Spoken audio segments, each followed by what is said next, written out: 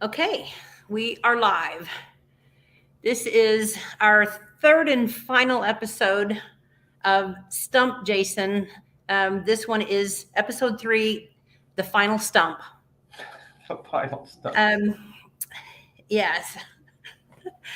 Um, you know, Jason and I were talking earlier, and even though it's been fun for me to constantly stump Jason and etc., um, And we succeed, we must add.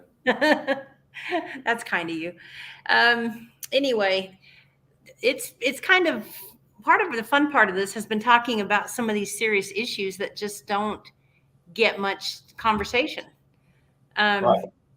and so tonight we are going to cover some things that really don't get a lot of discussion, and we're going to dive right in. Jason, I'm going to stump you possibly. Um, a lot of times when we post something on Facebook or we talk about a case, there's there's almost an immediate reaction, which is DNA. Um, why hasn't this been solved already by DNA or etc. Why aren't there more cases? I mean, we're seeing one or two a week now, but there are 250,000 cold cases out there. Um, why aren't all cases being solved right now with DNA? Well, I mean, that sounds like it would be a no-brainer, right? Because you would think, oh, every case has DNA because we're all got our own, DNA that can transfer between us and go back and forth between killer and victim and so on. But, to be honest, I don't think every case has DNA that's key to solve it. Like, for instance, a gunshot. If I shoot you, there is no physical interaction between you and I, except for if there happens to be some DNA on the slug that goes into you or a casing that might be left at the scene. If there's no DNA there, that scenario isn't going to have good DNA to solve it. It's going to have to be good old fashioned police work. But then, there's other issues because we do cold cases.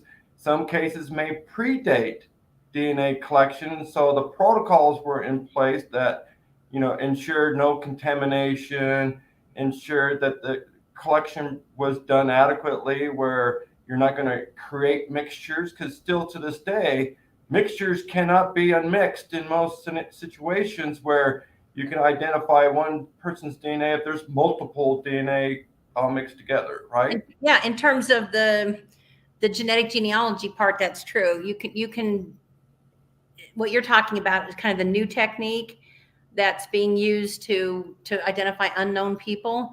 Yeah, you can't so far you can't deconvolute mixtures and produce a genetic genealogy profile.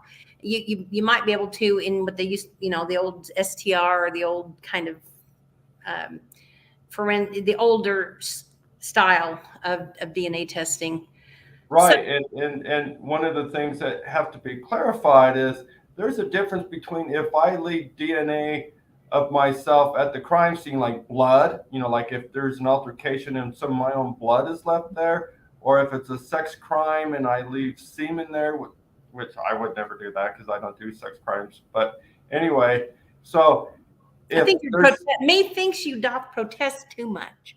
but if we're just talking touch DNA, well, now you're opening the door where there's going to be contamination or degradation or something like that that can come up because you're talking such a little sample of DNA to be touch DNA.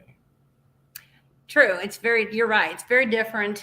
I mean, yeah, a semen sample, you're going to get a pure But then again, you or a probably know more on this topic because I'm just a PI, but you're a CEO of a DNA lab. So, it's not very fair that you're trying to catch me with something that no. you So far, know, no. and I just I'm a pawn in the big world of I, chess. I have not. You have not been wrong on this. Everything that you've said is completely accurate. So, in some cases, you're not going to have DNA.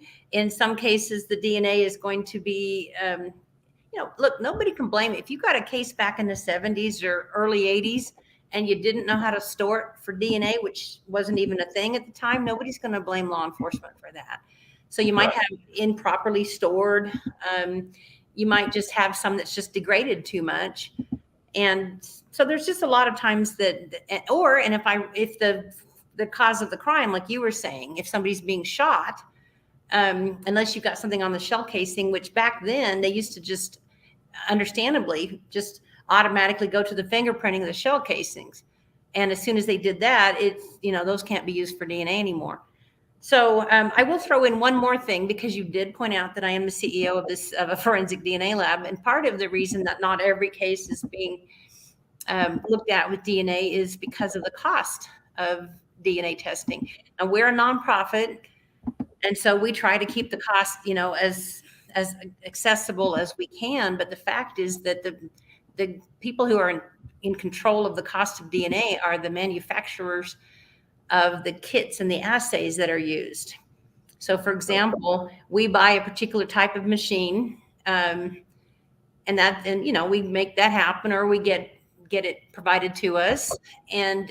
But then every time we want to buy a kit, you're looking at $17,000 to run something through. So there's the cost. If it's 250,000 cold cases, and right now the average cost of the genetic genealogy type of thing is close to $3,000.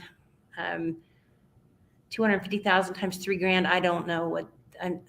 That's too many zeros. 250 times $3,000, 750. Is that 7 billion or is that 750 million? Okay, Just give me 1 second. This is why I'm a lawyer and not a.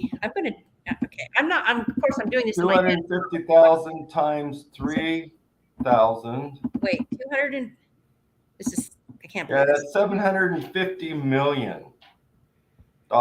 Yeah, and just shockingly, there's not $750 million lying around in spare change from in our police department. No, I thought you were going to say me, because I don't have $750. Yes, it depends on the day, right? But it really does. Okay, and that's something I think people need to be aware of. There are places of. This is one thing that people seem to be interested in doing. There is a for-profit entity that does very good work on the genetic genealogy thing. It solicits donations. Those aren't tax deductible, but I don't think a lot of people necessarily care if it's tax deductible. They're trying to identify a body or help someone. And then, of course, we do a lot of things based on our donations that we get. But the fact is that DNA would be awesome. But I wish there was DNA available in every case, because then you wouldn't even have to really be a good investigator. You just simply look at a piece of clothing or something, say, there's some DNA, go test it, and then all of a sudden there's your criminal. But, that's just not realistic. In fact, one of the cases that's going to come up later on this month, on the 31st, we're announcing the Investigator of the Year that the Cold Case Coalition Board has selected. And the reason why we were unanimous on that case is because the investigator used good old-fashioned police work to solve the case, because it was so old, there was no DNA. And, along those lines, it was a shooting like what we had talked about. Right. And no, it had all of the perfect storm but it would, I'm pretty excited about that announcement that's coming up on the 31st. And so, but that's an interesting thing, though. I will say this. I do think that eventually a lot of these cases will be cleared up. And of course, now people are much more careful, and now DNA is at the top of so we won't have this kind of backlog, I think, for a lot of crimes. Now, a lot of crimes they don't use DNA on. For example, most states will not their crime labs will not do DNA testing on property crimes, for example. Right. But as far as the kinds of crimes that we care about, they're getting really good about looking at the DNA. Right. So let me ask you this about there's another question that comes up, and that is, we are the Cold Case Coalition, right? Right. And so, but in our volunteer handbook and et cetera, we include in our mission. I haven't read the handbook. I sent it to you.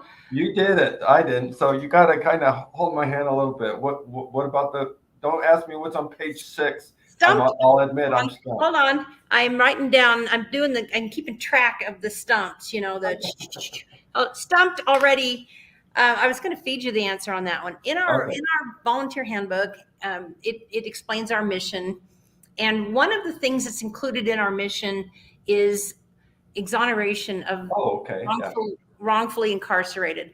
So answer me this: why does Cold Case Coalition? We support law enforcement. We support victims of crime. Why do we have exoneration of the wrongfully incarcerated as part of our mission statement? Well, quite frankly, because look at the 300 plus exonerations that have already occurred. What happens in an exoneration is the person was never guilty of the crime that he was convicted for in the first place. So when justice is restored by releasing that individual, and the justice system recognizing he's innocent of that particular crime, now it goes back to a cold case again. Now, however long ago he was convicted, all of that has to go back to the original state of being an unsolved murder. And one of the things that we always try to do as the Cold Case Coalition is we try to look at crime and see if there's a pattern or a signature of this crime to see if maybe that individual committed other crimes. So if there's an exoneration as an aberrant element in this equation, we won't see a connection between this crime and this crime if they've convicted the wrong person, because you'll want to say, okay, everything about this crime that this individual was punished for matches this one, but this individual never knew that offender. So if it goes back to a correct conviction at some point, now you might actually see a connection between this crime and this crime because they were committed by the same actor. So then, in terms of a cold case coalition, for example, does the mission extend to the point of, suppose the officer, the detectives feel like they have their person, they got the case closed? Do you think it's helpful or harmful to go back and say, I know you closed this case, but we don't think it was this person, or you, as you had in one case, this does not appear to be a suicide? Right. Or even, when you and Betty Porter opened up all that can of worms with the Henry Lee Lucas cases. Oh my gosh, it's like that's 300 cases that were wrongfully credited to Henry Lee Lucas. And when you start looking at cases individually, saying he didn't do this, he didn't do that, all of those are someone else's doing. So yeah, it's wild to think that law enforcement may close a case and try and get a conviction and the jury gets it wrong, but that's how justice works. Sometimes you can prove your case, sometimes you don't prove your case.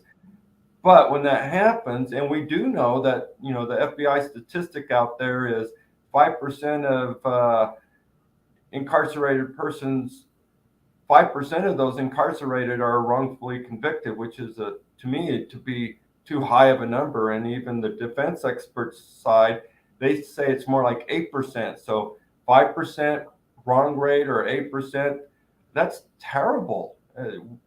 We're the greatest nation on earth. We shouldn't have anyone wrongfully convicted. And yet prosecutors continue to resist with every fiber of their being post-conviction DNA testing. But that's for maybe another day. Let me give you this is a hypothetical, but it's a real one. So I guess it's not hypothetical. It's a real hypothetical. We have a case here that we ran across, and unfortunately, it involves a child who was murdered, and the defendant was tried. There was a defendant tried. It was a bench trial, meaning no jury. And the defense's main theory was, well, it could have somebody, even though this person was the only person in the house, could have been a neighbor kid. Maybe a neighbor kid came in and did it. Maybe it was one of the kids that found the child or something. Since then, we've searched the records of that particular defendant, and he has gone on to commit a number of heinous offenses against children. Wow. So just, I know that that's not a complete set of facts, but off of that, should we dig deeper in that case? He was acquitted. Well, even if we concluded it was him, what would be the point of, because he can't be retried? Right, like double jeopardy prevents a second trial, Mhm. but finding by a jury of not guilty isn't the same as finding of innocent. So just because the burden of proof wasn't met and the prosecutor didn't prove their case, doesn't mean that the guy didn't actually commit the crime. I mean, we know there's plenty of cases out there where people even debate to this day, he did it, he didn't do it, the glove didn't fit, that kind of stuff. So it happens, but it's that there's an old adage by Ben Franklin: it's better that 1,000 people go free than one person to be wrongfully convicted. And I do believe that, even though I don't think that would fly in modern times. I don't think so. And when you were mentioning the hundreds of people have been exonerated, that's just the number of people who were on death row. Right, and who's exonerated. And it's not even most of those exonerations have been findings of factual innocence, frequently through DNA. That's scary. And for some reason, when I was a kid, I don't know why, but when I was a kid, I had this huge fear that I would somehow be wrongfully convicted of murder. Wow. And I don't know why. It was weird. I have no idea why I thought that way. Now I know I would probably not be, because frankly, I'm white, but I'm a lawyer. I mean, but I just think about those hundreds of people that actually were wrongfully convicted. They were on death row. They were going to be executed, and then DNA proved they didn't do it. And by the way, like you said, that means there are cold cases. Right. This to me kind of brings to mind something we've been talking about recently, which is the Atlanta child murders, which were from around I was going to say from 1979 to 1981, but there is a 517-page book that includes a number of murders that the author says should be included in it. But let's just say 79 to 81. Now, in that case, tell us, how did they close? There's now the media always say 30, but it's not. It's 2 convictions and then 23 cases closed. Tell people how those cases were closed. Well, it's kind of interesting because they actually convicted Wayne Williams of 2 of the cases, 2 adult male, and then all these child cases they bootstrapped in and claimed that he was also responsible for them, and just summarily closed them, as if the families of those children were going to accept that as, okay, we'll take your word for it. They were not individually afforded their own trial. There wasn't, a test of the evidence and, in front of a jury and a conviction. So, there's been a lot of debate over that, whether that was, acceptable to those families. And all these family members here, 30, 40 years later are still, upset about the outcome. And I believe they all deserve a trial. Well, let me circle around and let me play devil's advocate on that. As you know, we've seen in a number of cases where a decision was made not to bring charges, and it wasn't because there wasn't sufficient evidence. It was because the person that they believe committed the murder was already going to prison on another murder, or was going to had a life sentence for, let's say I can think of one right now, triple murder. Pretty sure the guy did it. He is on a life sentence, probably may not be paroled, but on a rape and a burglary and stuff like that. What would you say to people who said, as long as law enforcement believe that they have enough to convict these people, why make them use up their budget on individual trials? Well, that's really the the decision there. The problem, is like we don't want to keep spending money to just keep a guy that's in prison forever, again and again and again, because you can only be convicted forever once, right? So the problem that you got is you got to get the family and everyone else on board, and you actually have to close the case. When you can go to that department's website and see that it's still listed as a unsolved murder, you're not doing yourself any favors if you yourself think it's a closed case. Well, let's stick with the Atlanta child murders for a minute. The coalition is actually doing some work on those cases, again, just as a neutral, and they did close those cases, those 23 cases, and I mean they closed them. Although actually, you know what? I believe that the mayor of Atlanta reopened some of those. Right? She was actually Right. a former police chief, and she ordered them reopened. And I believe they're going to do some DNA testing. It's just an interesting thing. We had a case, a guy in Salt Lake. He's killed. The killer confesses to it in Washington. This is in the 90s. Flights weren't that expensive from Washington, the state of Washington, to Salt Lake at the time. Right. Now they are, of course. But anyway, and right there in the police reports, the guy says, I will come to the court and I will confess and I will close this case for you. And then it says, DA says doesn't want to spend the money. Fair, not fair. Budget, maybe it should be spent on another case. I mean, what's your response to something like that?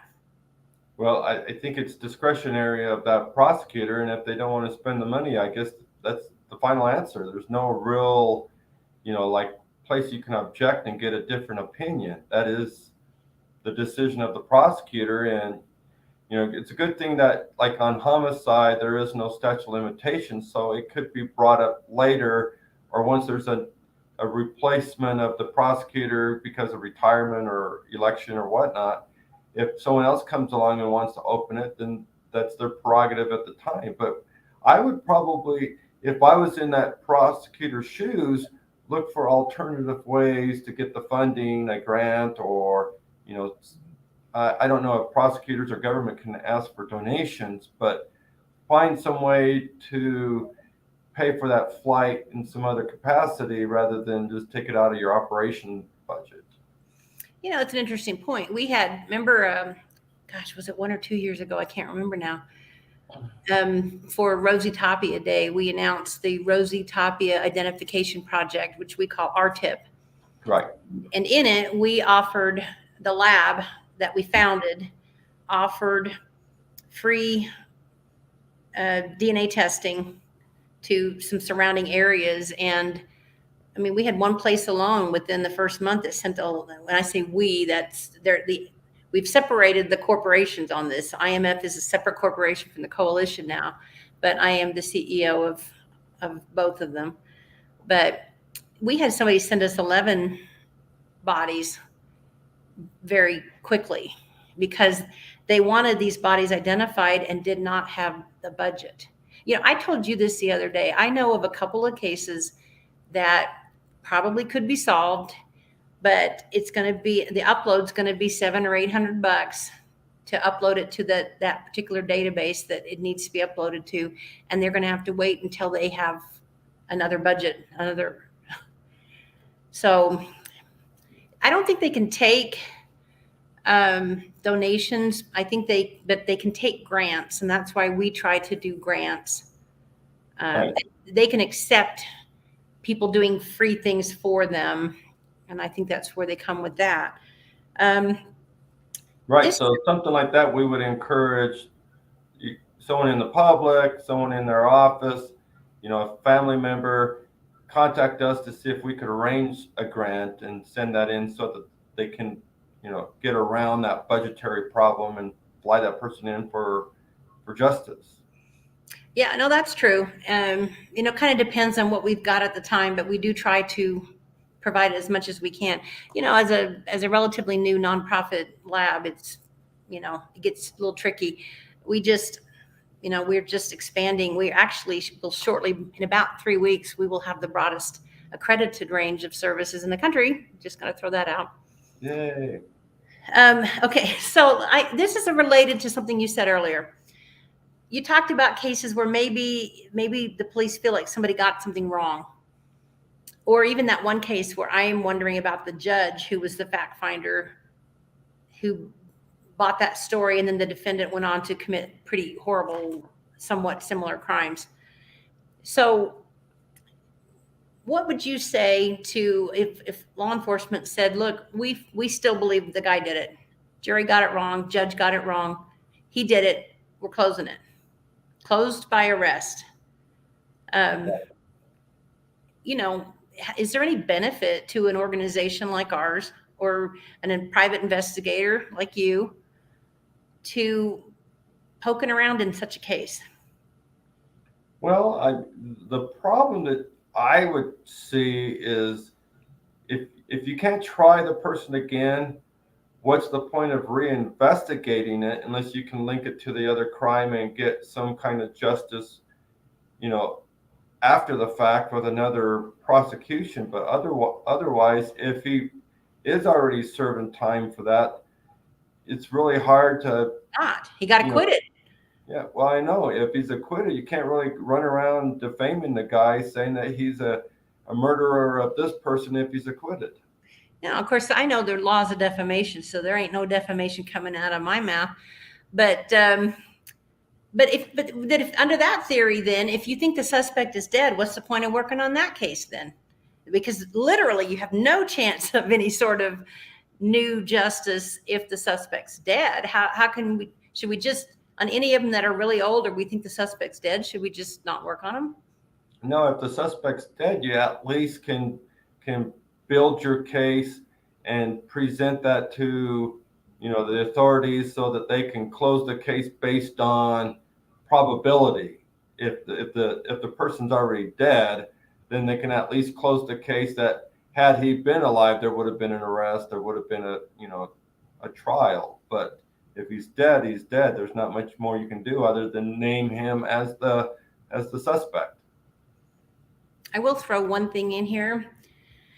At least in our state, individuals who are shot and killed by police, a criminal matter is opened against the dead guy.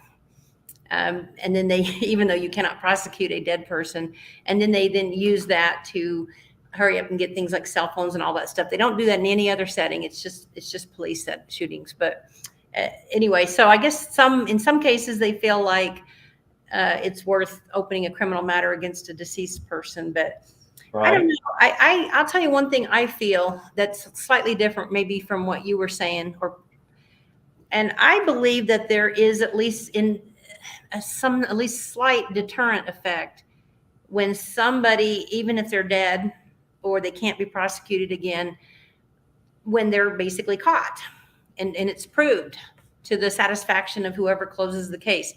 I want people to know that you can think you're getting away with something, but you know what? You may die and your family could be humiliated. I don't know. I just want people to think there is no perfect crime. That's what I want. So that's why I want us, and I will work any case, whether the suspect is dead or not. Because for one thing, as you said, we sometimes link those together.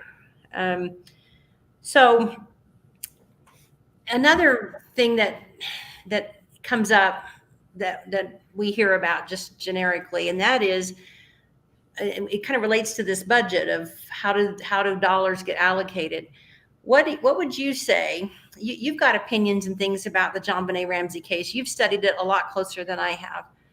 What would you say to folks that say, wow, for the amount of money spent on that one case, maybe 10 or 12 cases could have been sent for DNA testing or could have been resolved? What would you say? Wow, yeah, that's a tough one to address because the reason why it's getting so many resources and so much attention by law enforcement is because it's got so much public attention, a lot of publicity, a lot of people in the community are all over it, you can't ignore that because that can actually become a PR nightmare. Well, you're not suggesting that budget decisions should be made on whether something's a PR nightmare, are you? I think oftentimes that is part of the equation. If they think that it makes them look bad by doing nothing, they're going to do more, right? It's just kind of human nature. Well, and we heard through the grapevine that couple of cases, once the media becomes interested, the public becomes interested, the higher ups will send the word down. I want you to work that case harder. It, I just hope that doesn't become a cycle where now that case is being worked harder. So now the person that doesn't have access to a news reporter, now their case just gets colder and colder. Right, right, right. Well, there's, just even recently, we're bringing up the Gabby Petito case, for instance. Mm-hmm. When there's public interest, it creates more media attention. The Mm-hmm. more media attention encourages more public attention, because you might actually get the numbers grow, right? So instead of half of the community, you got all of the community, you got a national case interest, now it's international. So it could actually continue to grow and feed on each other, where the drive of the public interest creates more media content, which creates more public interest, which creates more media interest, and it can just actually go bigger and bigger and bigger and bigger. One of the examples I've noticed on social media right now is the Kylie Rodney thing in Tahoe, and unfortunately they found her dead, and our condolences to the family. But I've noticed still to this minute, I looked at my phone because I had another alert, because people are still talking about it, even though there's other cases that need attention as well. But this one, she's no longer missing. They actually found her, but people are still talking about it. It's at what point does the pub publicity die so the media can scale back? And it would be nice if some other case that's obscure has more attention, because in my opinion, Rodney's resolved. So let's move on to something else. And I guess part of it is just people want what they want, I guess. I mean, one of my favorite shows is Forensic Files, right? I've watched all of those, but I did a little informal survey of that, and their cases that they profile are overwhelmingly white, Right. overwhelming. And yet I love the show because it teaches things. Some things have been debunked, but it's generally really good stuff. And so that's just something I guess can't help what advertisers are willing to pay for and all of that. But every once in a while, I just wish that there was like a one big fund or something. And I don't know. I mean, some law enforcement, because they don't have the budget, they don't even realize what they've got in terms of their DNA. They don't. I mean, they have to go back and look and see what they've even got.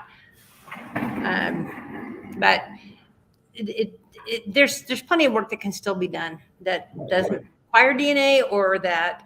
But I also feel like we can help in situations like that. As you know, we just announced this week our nationwide database of basically railroad related homicides.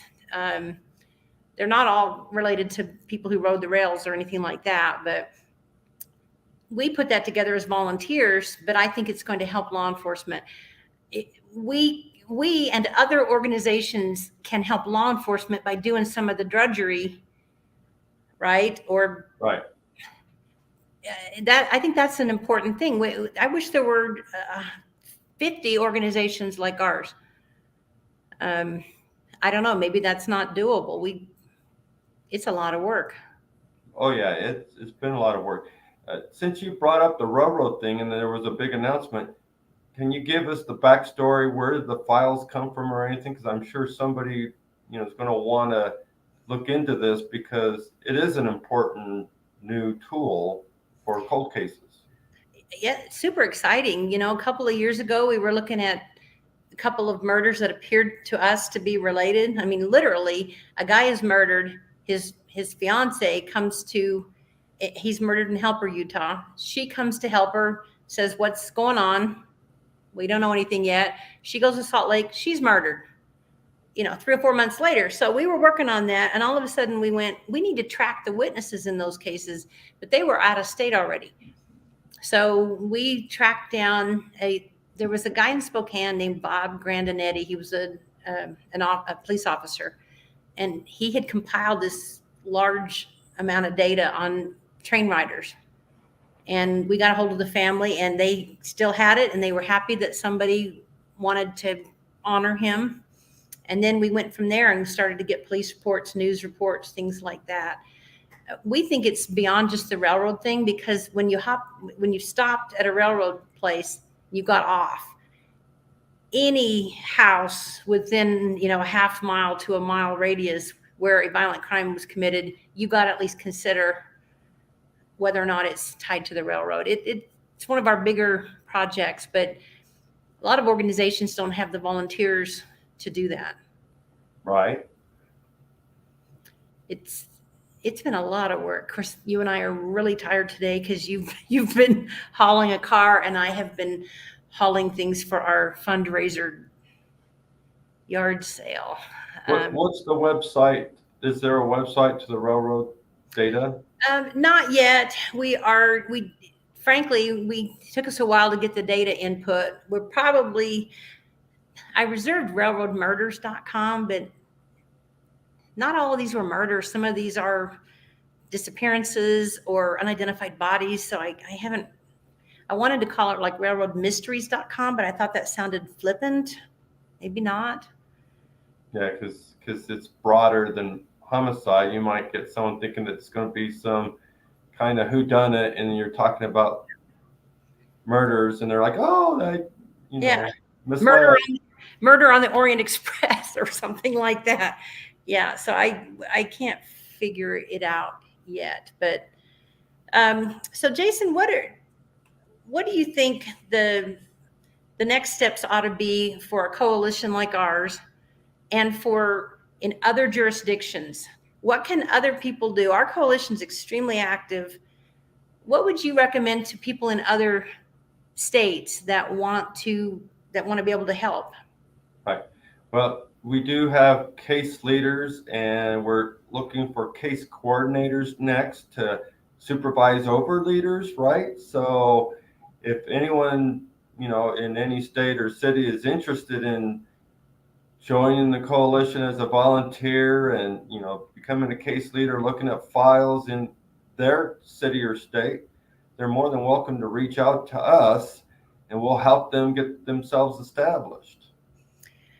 Our case leader program, I'm super excited about it. The case leaders basically are sort of, they get the file, and then they start doing the research. We do a training thing. There's some unique things about researching cold cases. I don't think most people would think about going to university archives, but there's always good stuff in those, or state archives. And anyway, our case leaders are awesome. I think, we had a call a while back, but pandemic, we kind of quit doing as much things during the pandemic. We had a call from a group of people in another state that just wanted us to help them form an organization sort of similar to ours. Right. And I think that could be that could be very useful. Then you get relationships with law enforcement. You get local volunteers. That would be something that would probably be positive, I'm thinking. What do you think? Yeah, of course. Anything that anyone can do to help alleviate the 250,000 unsolved murder caseload out there, one at a time, right? Okay, so you're a regular on Court TV, and you've been on News Nation quite a bit, and then now there's this super cool, I just love the Weather Channel anyway, and so now it's Weather Channel and True Crime. So to me, it's if it was cats, that's the only thing that could be better. But I'm wondering and of course the old forensic files are sort of being remade. Is there a show right now that you think covers, a broad section of cases that need to be covered? Oh boy. Any one particular case? I mean, show? I don't know. I mean, there's just so many. It's like almost you're asking for an endorsement of a channel or a show, and I don't know which one really stands out over any others. I will say this, from when I have watched court TV, I will say this: they seem to have more diversity in their cases. And maybe I'm wrong, and I just happen to pick the nights but it seems to me like they have a number of cases on there that aren't necessarily. Now they do cover the big, Amber Heard, Johnny Depp stuff or whatever. Anyway, but I will say that they seem to cover cases that need the attention. Right. Yeah, definitely. Closing arguments with Vinnie Politan definitely has a broad diversity of different cases and cold case files that we talk about. Uh, they've recently changed their format, less about cold cases and more about court. So my appearances have been less than it has in the past. Court TV covering court. Of course, well, That's a new direction. I didn't see it coming. they're broadcasting more things now, Right, in court, so I could see that. But I do think that one of the things we want to do is I think we want to provide a forum here, not necessarily with respect to certain cases, although there are certain cases we want to talk about. You and I talked today that this was our last stump, Jason, because you've just been stumped so much that it's almost cruel to keep doing it. But yeah, um, it's like you would think that with the name Stump Jason, it wasn't going to happen so often, but anyway, so I think we've decided we're going to try to kind of pursue these kind of dialogues with guests, with whatever. But we're probably going to do that using the existing name that we have used for podcasts. Um, I think that's doable. We can use this technology. We can have guests in to talk about their cold case story. right. So basically, we would segue this or transition this then into, we don't know how often, right? But maybe just do this periodically as a cold case talk. Right. It transitioned back to cold case talk where it can be segments of it can be for the podcast, and we can still do, live YouTube or some pre-recorded videos here on YouTube. That's what I'm thinking. Sometimes things that are really important happen, and only people in the industry realize how important they are. You and Right. I, you and I were talking earlier today about a ruling out of New Jersey that if it is adopted in other states, it's going to have a massive impact on cold cases in the United States. But it got no coverage at all. There was an announcement last week about some DNA databases. I didn't see any mainstream coverage of that at all. And then there are cases you and I want to talk about and that we want our guests to talk about. So basically, cold case talk, we're going to start using this format with cold case talk. Right. We will still have our podcasts, including video podcasts and special presentations. The Murders on Maryland Drive is a 7-parter, but it is every minute is riveting. That really should be a documentary. It should. It's been unbelievably fascinating. Anyway, so basically, I don't know how often we'll be able to do it, and we can get some of our other founders, like Tom Harvey was out of state most of the time. Or when he was in state, I don't mean he was like gone out of state all the time, but it seemed like on the few days that we wanted him to try to participate, he, wasn't available at the time. Right. But we'd love to have Tom on this and our other board members and guests. Exactly. Is there anything else you would like to say on the final stump? Well, there's not going to be an episode 4, so that's a relief. Yes. Yeah, this has been a heck of a month. Yeah, it's been a busy, busy month. So why don't we just take a minute and we can one by one go through the month and address how busy cold case month was for both of us. And mm, uh, like for instance, uh, tomorrow we're doing an event, a 40th anniversary of the Rachel Runyon case in Sunset City at the Rachel Runyon Memorial Park. The chief of police is going to be there. We've invited mayors and the public and things like that. In addition to that, gosh, you did the railroad announcement. This Saturday, there's going to be a meet and greet with a yard sale. Uh, and then bowling at the bowling alley where murder victim Dale Jean Langston worked and bowled. Um, right. and we still have, in terms of things that are upcoming, we have the psychics, psychic sleuths, helpful or hooey.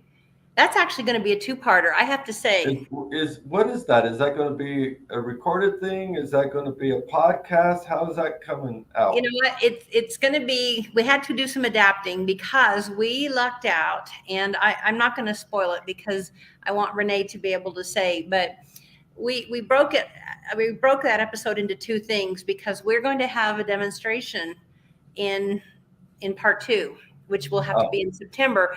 And and so the part one is going to just be sort of the background, the kind of the pros and cons. People, there are skeptics, there are believers.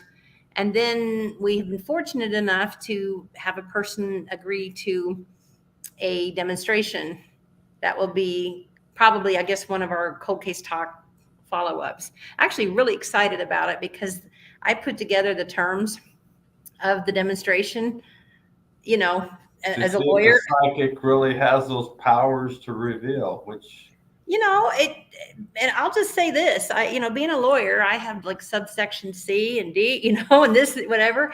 Um, there is no way somebody's going to look at the terms that we put together and say, oh, this thing was rigged. So and I'm super, that one's going to be super interesting. Renee is going to head that one up. sounds like fun. Mhm. Some of the other events that we did for the month was on Rosie Tapia Day. We announced an increase in the reward to 100,000 for information leading to, you know, identity of the suspect, that's responsible for her abduction and death. Let's see, what else have we done for this month? We It's all a blank because we've done so much. We've talked about some specific cases that their anniversaries were this month. Um, Early on in we the month, announced, I was doing little featurettes on social media talking about this case or that case, including tidbits that I believe are myths about the John Benet Ramsey case. We talked about the Atlanta child murders. We've talked, you know, uh, we've done these Stump Jasons. Uh, and if I forget anybody, I apologize. But at the final day of the month, we're going to do our big, reveal of Investigator of the Year that mhm, we've identified from the last couple years of information, different cases that were worked on and solved, and the board yeah. unanimously decided this investigator stands out for his hard work and he deserves to be called Investigator of the Year. Let's see. We announced the lab was expanding. Right, right, There's another announcement about that coming up probably next week, but I don't know. It's just been, frankly, it's been exhausting. Um, right. I caught myself saying earlier today, I can't wait for September 1 where I can actually relax. yes, we're gonna figure out, maybe we'll take some of the features that we have done in cold case month, and maybe we will start doing them once a month or something, just to give us a break. Because Right. it's been fabulous and wonderful, and we've had quite a lot of responses. We announced the case leaders. We handed out the case leader cases. Um, Super excited about that program. This was our 5th year of Cold Case Month, but the first one that we were national. Yes, the national thing. Yes. Because we went from the Utah Cold Case Coalition, reorganized it, or however you attorneys call it, renamed it, rebranded it as just Cold Case Coalition. So yeah, I mean, in terms of boring legal paperwork, we went from Utah Cold Case Coalition to Cold Case Coalition, and we also separated out. right, because Nonprofits. It used to be one board managed both, and we've separated them now where the board is 2 separate boards. You're the CEO of them both, right? But I'm only a board member Right. of the coalition, but not anything to do with the board of the IMF, the Intermountain Forensic Lab. And the IMF has its own separate 501c3 nonprofit number, whatever you call it, certification. So does the coalition. Right. Things were growing too fast for both the coalition and IMF, and they're, we even pay IMF. I mean, do you know what I mean? When we need I mean, I know the tax accountants do their thing or whatever, but we're a client actually of IMF, even though we founded it. So we just decided to make it a little clearer. But anyway, I'm really excited about upcoming Cold Case Talk. We'll announce them when they're available. Sometimes it's just going to be in response to some major issue or something that Jason wants to talk about, or something we think went under the radar. Like, hey, this is important, and it wasn't covered. Right. If you go back to our past podcasts of Cold Case Talk, sometimes we're talking about cases. Sometimes it was for Halloween. We did a humor episode. Sometimes we go and interview like an expert, like we did a dismemberment one, which was one of my favorites because it was our way to interview an expert on dismemberment, and it was not like have to pay. it's like we didn't have to pay for a consultation fee. We actually talked about cases and got real honest answers. The Halloween one also had the weird thing where we each talked about the fact that for some bizarre reason we've all had an experience involving a dead body, a personal experience, and then we covered that too. And our very first Cold Case Talk was the one where we got Provo Police to reopen the murder case of Marla Sharp. Among other things, we found previously unfound evidence that Henry Lee Lucas could not have committed her murder, nor the murder of at least 100 other. Why is that? What was the key that said he couldn't have done this case or that case? He couldn't produce the type of evidence. Semen. Yeah. Well, okay, you're just going to say it. Okay. And produce semen. So any Henry Lee Lucas case that they found semen could not be Henry Lee Lucas. Yes. Also, he was a non-secretor, and so any case where the person was a secretor, you automatically need to eliminate them. But he could not produce. If they found sperm at the scene, it was not Henry Lee Lucas. So, all right. We said 55 minutes. It's been 55 minutes because we always have fun talking about these intellectual. Because that Lucas thing was very intellectual, and it got to give credit to Provo, right? They reopened it. I'm not sure they wanted to, but they acknowledged that they had a problem. So, all right. Next time that you see us or Tom or any of our board members or some volunteers or guests, and particularly if you want to tell us your cold case story, we're gonna have that feature. And the first official Your Cold Case Story is going to be my mother's cold case story. And then from then on, we are interested in hearing from anybody that's willing to come on for a few minutes and tell us your cold case story. Right. It doesn't have to be in our town. It could be anywhere in the country. Anywhere in the country, we want to hear about it. So, all right. Well, good night, and thank you to anybody that watched tonight or watches this in the future. Cold Case Coalition at gmail.com or Facebook. It's just Cold Case Coalition. We have a website, coldcasehelp.com. We also have coldcasedna.com. So we'd love to hear from you.